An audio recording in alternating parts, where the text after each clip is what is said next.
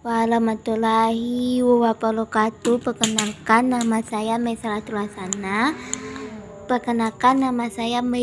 Mei Salatul Hasanah dengan NIM 211102063. Ini adalah tugas pengganti UAS secara maritim Asia Selatan, Asia Tenggara, dan Asia Timur, kelas 7 SPIC.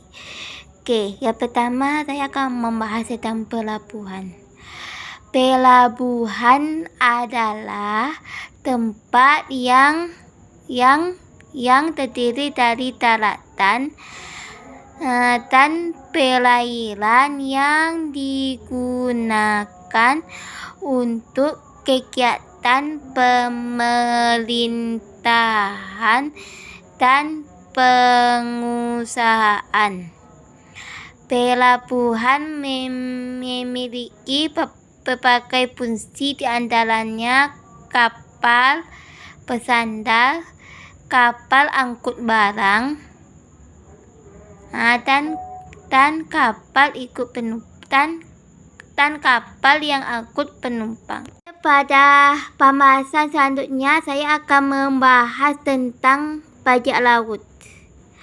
Bajak laut adalah sekelompok perompak atau bandit yang beroperasi di lautan untuk menyerang kapal tertentu.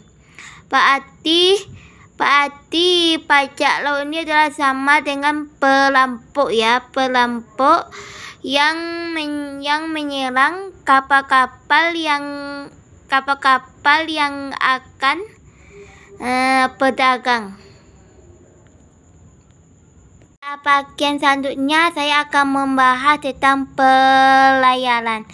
Pelayaran adalah satu sistem yang mencakup angkutan perairan,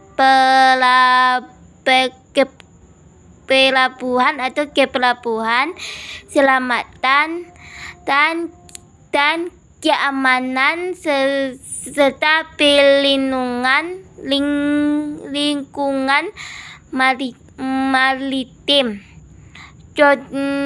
Contoh dari pelayaran ini adalah kapal. Pada bagian selanjutnya saya akan membahas tentang pelayaran dan perdagangan di Asia Tenggara. Pelayaran dan perdagangan di Asia Tenggara itu melalui Talus Sutra. Namun lambat laun Talus Sutra ini tidak dipakai karena beberapa alasan. Karena adanya angin muson barat dan angin muson timur, dan juga karena adanya ancaman dari laut, yaitu bajak laut, karena satu penyakit dan juga ada jalur yang lebih efektif ya dibandingkan dengan jalur sutra ini. Komunitas yang diperdagangkan di Asia Tenggara ini adalah rempah-rempah ya, rempah-rempah yang akan diperdagangkan pedagang dari Cina, India, dan lainnya. Dan selanjutnya saya akan membahas tentang pelayaran dan perdagangan maritim di Asia Timur. Perdagangan maritim di Asia Timur ini dibagi atas tiga ya, ada 3 jalur perdagangan. Yang pertama jalur sutra maritim. Jalur perdagangan maritim yang menghubungkan Tiongkok dengan Asia Tenggara, Kepulauan Indonesia, anak benua India, semenanjung Arab, Mesir, dan Eropa. Jalur ini berkembang antara abad ke-25 Masehi hingga abad ke-19 Masehi. Jalur lempar Nusantara, rute perdagangan maritim yang menghubungkan Nusantara dengan India Timur Tengah, Eropa dan Afrika. Jalur ini mencapai puncaknya pada abad ke-11 hingga ke-17.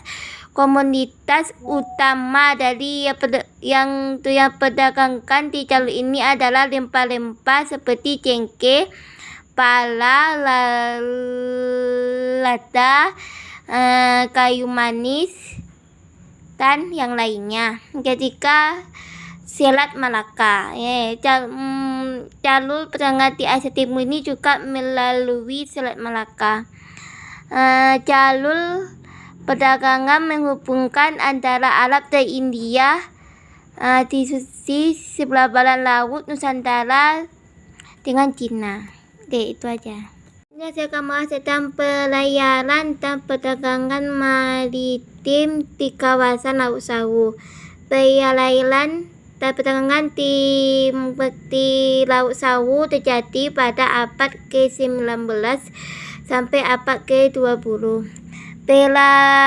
Pelabuhan Laut Sawu ini adalah pelabuhan yang sangat ramai dalam aktivitas perdagangan pada abad ke-19.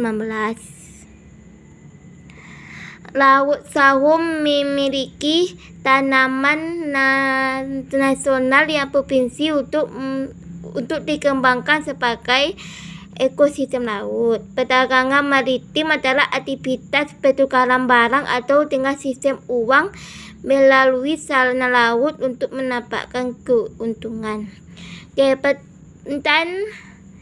Dan pada zaman Belanda, Laut Sawu ini kurang aktif ya guys, dan juga beberapa barang di Laut Sawu ini juga dibatasi ya oleh pihak Belanda, karena pihak Belanda ini hanya menginginkan perdagangan aja guys, hanya menginginkan kerja paksa saja, dan kondisi pelabuhan di Laut Sawu tidak diperbaiki oleh Belanda. Membahas tentang pelayaran dan perdagangan maritim di Laut Jawa. Laut Jawa merupakan zona perdagangan laut di Asia Tenggara yang memiliki kawasan Sumatera, Jawa, Kalimantan Selatan, Sulawesi, dan Nusa Tenggara. Laut Jawa menjadi penghubung antara kota-kota besar di bagian dan sebelah utara Pulau Jawa, seperti kota Surabaya, kota Semarang, Banjarmasin, dan kota Makassar.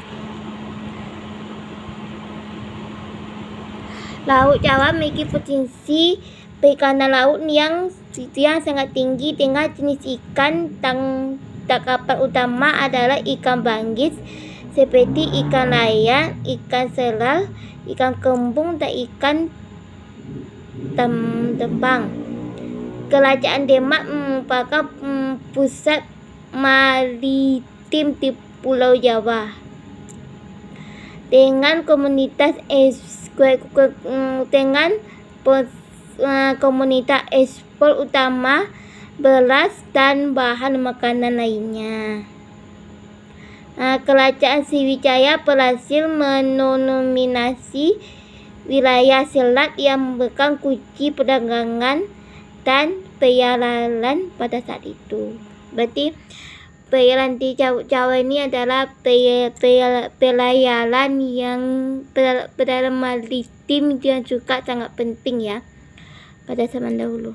Selanjutnya saya akan membahas tentang pelayaran dan perdagangan maritim di Laut Sulawesi. Pelayaran dan perdagangan maritim di Laut Sulawesi memiliki peran yang sangat penting dalam perkembangan daerah seperti Banggai dan Makassar. Banggai adalah pelayaran dan perdagangan di Banggai telah ramai sejak abad ke-14. Itu dia aku tahu ya. Dan Makassar merupakan kota di pesisir selatan Pulau Sulawesi yang menjadi pusat perdagangan laut pada abad ke-16. Makassar memiliki armada maritim yang kuat. Palopo, Laut Palopo atau disebut dengan Pelabuhan Tanjung Pinggit memiliki peran penting sebagai mediator perdagangan dengan pulau-pulau lain di Indonesia. Selanjutnya saya akan membahas tentang perjalanan dan perdagangan di Kerajaan Indrapura. Kesultanan Indrapura merupakan kesultanan yang terletak di bagian Sumatera Barat, tepatnya di Kabupaten Pesisir Selatan yang sekarang. Kesultanan ini pernah berjaya di masanya yang terkenal dengan perdagangan dan kemaritiman yang mencakup dunia internasional. Dan Kerajaan Indrapura ini juga memiliki sungai-sungai yang berpotensi untuk perjalanan dan perdagangan pada saat itu. Dan juga Kerajaan Indrapura ini juga memiliki peran yang sangat penting dalam perdagangan dan perjalanan pada saat itu. Dan juga untuk perjalanan dan perdagangan di Indrapura ini juga untuk menambah gas daerah tersebut. Selanjutnya saya akan membahas tentang pelayaran dan perdagangan di Kerajaan Majapahit.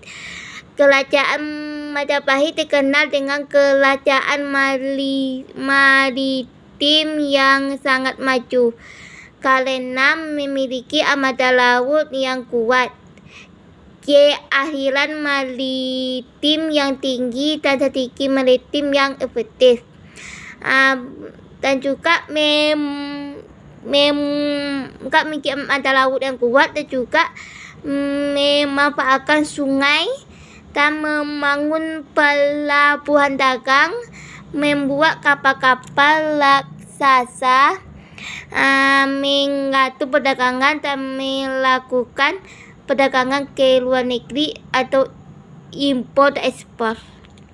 Selanjutnya saya akan membahas tentang Kerajaan Sriwijaya. Kerajaan Sriwijaya ini adalah kerajaan maritim yang sangat terkenal. Para pedagang dari seluruh negeri ke Kerajaan Sriwijaya dan juga singgah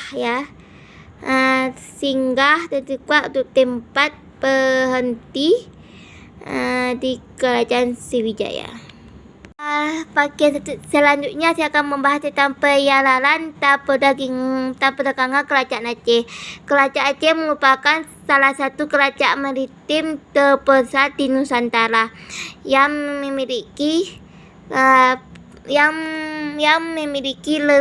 letak sangat strategis dan juga komunitas perdagangannya yaitu lada,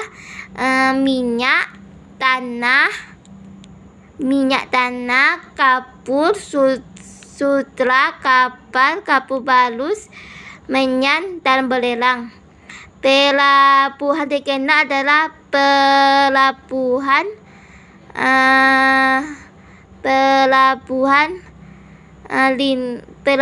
Olele. Saya akan membahas tentang pelayaran dan perdagangan Kerajaan Banten. Kerajaan Banten ini memiliki tempat yang strategis karena mengakses langsung jalur perdagangan. Dan juga Kerajaan Banten ini juga monopoli perdagangan lada. Kerajaan Banten menguasai perdagangan lada di Lampung yang menjadi komunitas utama dalam perdagangan internasional. Jalur perdagangan yang luas. Banten memiliki jalur perdagangan dengan berbagai negara di Asia Tenggara, Timur Tengah, dan Eropa. Membahas tentang perjalanan dan perdagangan maritim. di kerajaan Ternate dan Tidore.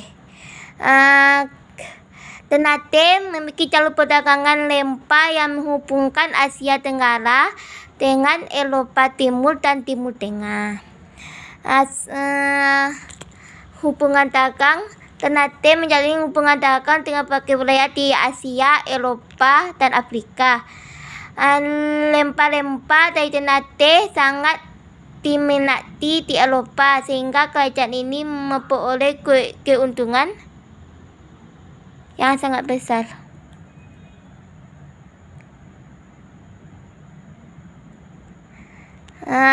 Perang dalam mesin kerajaan pada abad ke-15, Ternate muncul sebagai pusat lempar-lempar sekaligus pimpinan island kerajaan Maluku Kelaba. Ini saya akan bahas tentang tradisi masyarakat laut. Kalau tradisi masyarakat laut itu ada laut, ada lalung laut. Kalau tradisi ini juga dikenal dengan teseka laut atau lalung sejaji. Ada namanya Nakdan. Nakdan ini, tradisi ini merupakan upacara adat bagi para nelayan di pesisir pantai utara Jawa. Dan juga ada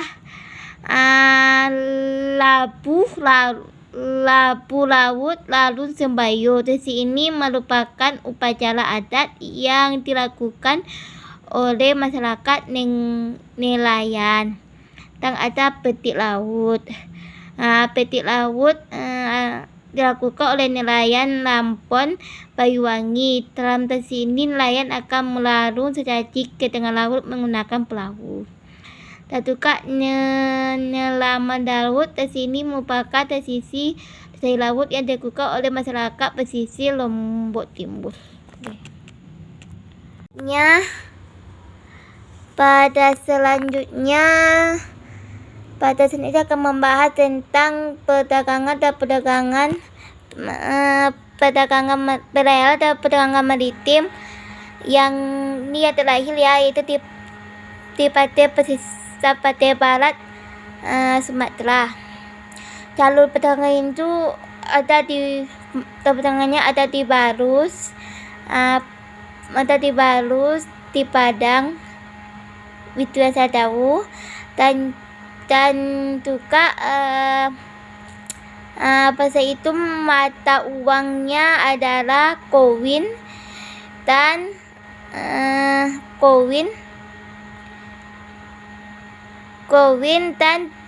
tukar menukar barang yang disebut dengan patel. Dan juga yang memiliki modal yaitu kerajaan Banten yang mengembangkan modal yaitu